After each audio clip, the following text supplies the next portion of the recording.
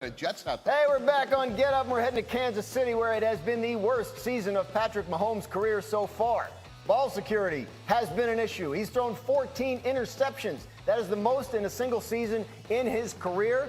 His pass catchers haven't exactly helped him out, though. They've dropped a league-high 34 passes. 34 to be exact, without even accounting for yards after the catch. That has resulted in 335 yards of potential offense lost.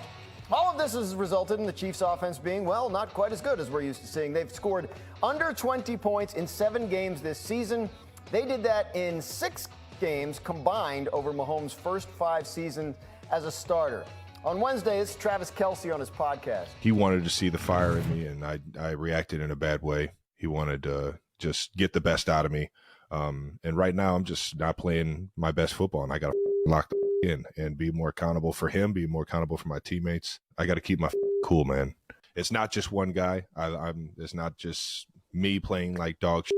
Not just us not being able to get the run game going. It's not just us not being on the same page passing wise. Everybody's in this thing together. Everybody at some point isn't being accountable. Everybody's just got to do their job. I said it. I don't know if Danny was on that day. I questioned. I was like, is Travis Kelce the same? I was with you. Yeah. Yeah, and you know, when I did it at that point, it was extremely early on in the season, but everyone was talking about the other pass catchers, and I was saying that Travis Kelce is no longer playing at a level that scares you defensively. And from that point, he started to drop the football. He started to become less reliable. And it's not piling on what he said, because he just showed the sort of accountability you expect from a first ballot Hall of Famer. But when Travis Kelce isn't quite what he's always been throughout Patrick Mahomes' career, Matt Nagy has to do something different. Matt Nagy has to get creative. Andy Reid has to get creative. And it's going to start to have to be a question of who's to blame for what's going on in Kansas City. Yeah. Right? Everybody leaves Kansas City and gets a head coaching job, right? Everybody but Eric Bieniemy. All of those guys have done that. Eric Bieniemy leaves, and now there are some things that are different inside that building.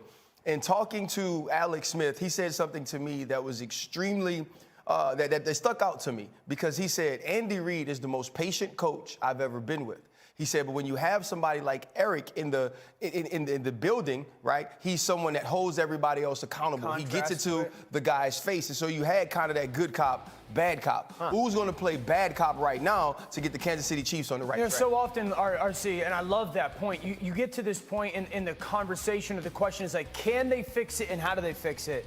I think one of the things is, absolutely, the pass game should go through Rashee Rice. No longer Travis. Not that Travis no longer is a part of it, but they should run their pass game through. Hearing Travis's comments, that aligns with the tape. It's not just one person right now anymore. They got issues, certainly the tackles and the pass catchers, but this is what it looks like for everyone to take their turn. So they are basically running a double team front side. There's 2 guys front side that they have to go get. That right guard climbs up and now is responsible for both of them. Somebody on the backside did not get to their responsibility. If that guy does, it's a huge run. Travis goes in short motion here. They're going to run what we call one back power. Everybody front side, down block. Backside guard is going to pull, kick out the end man on the line of scrimmage. Well, we got to get to the backers. Again, now Travis is left with 2 guys. He's got to make a decision. He chooses the backside guy instead of the front side guy, because somebody didn't get to their backside guy. If they do, Pacheco's hitting his head on the goalpost, but they don't, and it's a 1-yard run. Then you get the 3rd and 3, 3rd and 4. It's zone coverage. I don't need you to route someone up here, Rashee Rice. Okay, he's going to run down. The flat defender widens. The guy gets some depth. It's 3rd and 3, 3rd and 4. Just stand there and give me your eyes right now.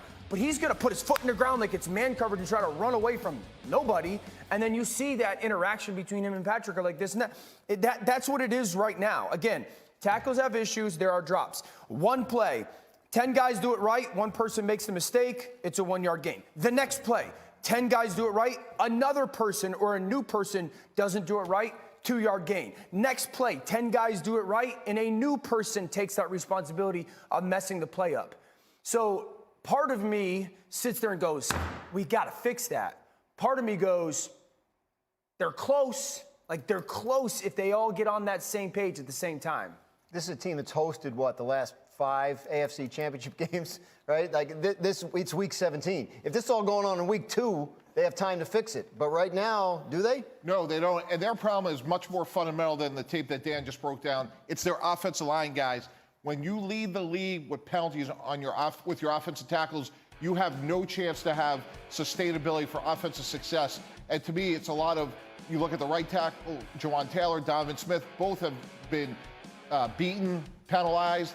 And when they go on the road, I'm telling you guys, in the next couple of weeks, this will be exacerbated. When they have to deal with crowd noise in playoff games, it's going to be really difficult. So to me, it's the offensive tackles. And then I think RC made a really good point. When you look at Patrick Mahomes' body language on the sidelines and his frustration, to me, he's boiling over from that lack of accountability, the details that you just showed, Dan. And now all of a sudden, Patrick Mahomes has to get outside his comfort zone and hold players accountable, which instead of just doing his job, I think it's a combination of both those things. Yeah, and it's not necessarily, to me, even about your comfort zone. It's just about the fact that you've been so comfortable, right? It's not that Patrick Mahomes can't lead in that way. It's that he hasn't had to. Yeah. His team's always played at such a high level. But you mentioned the tackles. These are two guys you go out and acquire. These were decisions you made in the offseason in order to build your roster. And so now that you're getting exactly what they were before they became Kansas City Chiefs, that's on you. Right. Donovan Smith was leading the league in holding penalties last year. Right, exactly. Right, so it's not a surprise. Are we picking this game?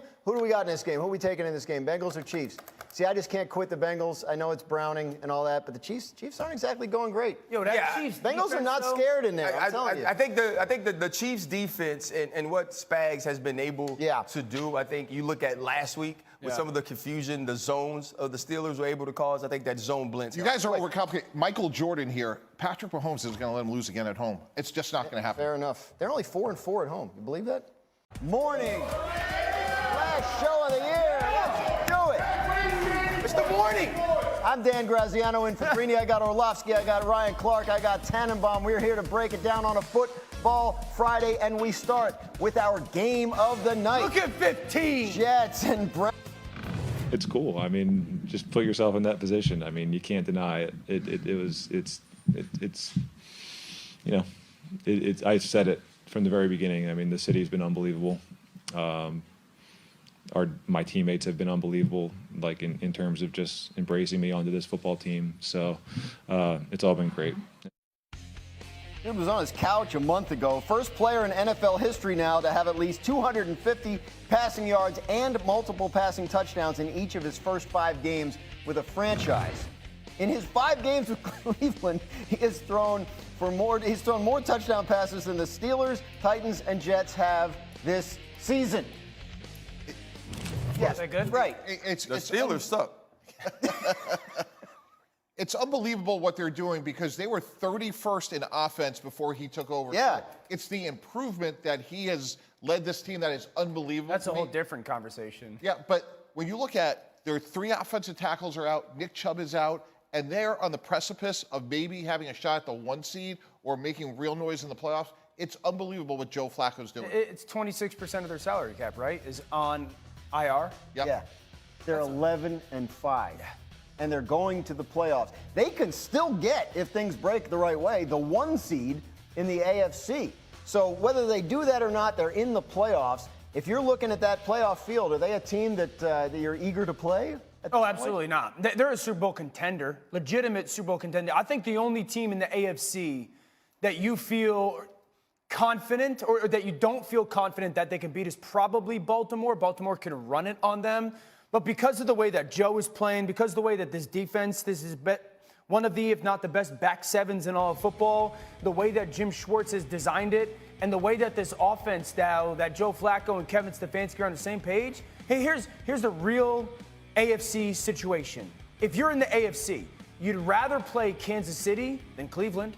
You'd rather play Kansas City in the playoffs than Cleveland. Absolutely. Well, Cleveland's 2 games better, or a game and a half better in the standings than Kansas City, so it's not the way that this team in totality is playing, you would rather play Kansas City right now than you would rather play Cleveland, because in the 1 through 53, playing much more consistent football. And Daniel didn't want to say it, at least right now, because it's a different conversation. This is the best quarterback play Cleveland has had in the last 2 years.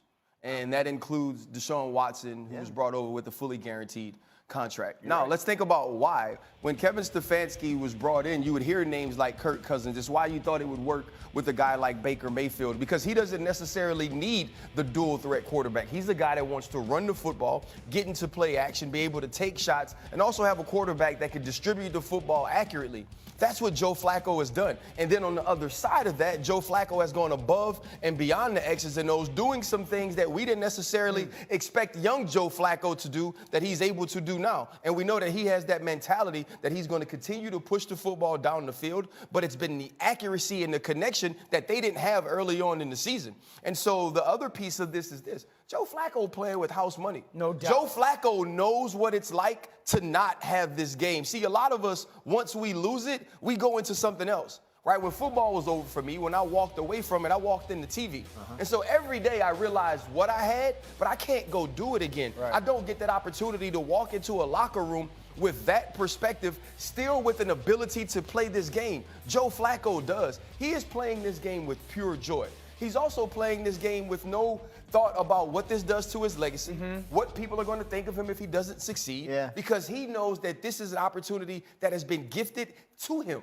And I love the way that he's approached it. I love the way this team has embraced him, and I agree with him wholeheartedly. To me, the Cleveland Browns are the scariest team outside of the Baltimore Ravens. You know what struck me? Like, we talk about Watson being hurt. They're on their fourth quarterback. They lost both starting tackles. They lost Nick Chubb. They didn't have Amari Cooper last night. They're playing against a team that lost its quarterback on the fourth play of the season and just doesn't seem to have embraced the challenge the same way. It's been so disappointing on the other side of the ball. I mean, here's a team that could have had Joe Flacco, had a good defense. They did. And last night, it just didn't look nearly as competitive. But, Dan, going back to what RC said, going back to the Browns for a second, they really remind me of the Tom Brady Buccaneers from this standpoint. They can play lights-out defense, playoff Lenny. You got Jerome Ford, and you have a quarterback who's really close to the end of his career that can get the ball down the field. And if the four of us are having a conversation in a month, guys, and we're talking about a surprise team in the playoffs, the Cleveland Browns have every indice of a team that could do that. Yeah, the only team that they had played that I would sit here and say unquestionably believe that should win the game would be Baltimore. They can go beat anybody and they beat Baltimore this year. And I think to RC's point with the play in the house money, so you watch it with Joe's play. Like, you watch him be, some of the throws he made to Njoku last night on the crossing routes, part of that is because he loves this offense. This is the offense that he was in with Gary Kubiak in Baltimore when he was playing really good. Sure. Part of that is because he knows this defense is unbelievable. And if he throws a pick or two, this defense more often than not is going to bail him out. You saw it with the Hickman pick six last time.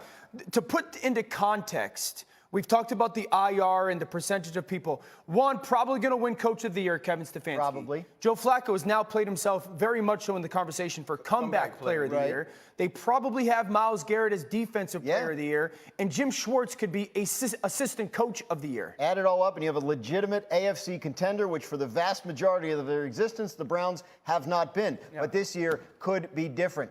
Next up in the NFL, let's go to the NFC, where we have a Saturday night showdown tomorrow. The Cowboys hosting the Lions in a game ABC and ESPN. This is what is at stake in that game. The Lions could tie a franchise record with their 12th win of the season. They're also still in the mix for the #1 overall seed in the NFC if they can keep up with the 49ers, right? The Cowboys are looking to complete a perfect season at home and to keep the pressure on the Eagles for the NFC East title. So the Cowboys back at home, but they have lost 2 in a row, both on the road. So if you're watching this tomorrow night, which I assume everyone will on ABC and ESPN, Mike T, what are you looking to see from the Cowboys that'll make you feel differently about them as they head toward the playoffs? Keep playing well on offense. This is not about home and road, guys.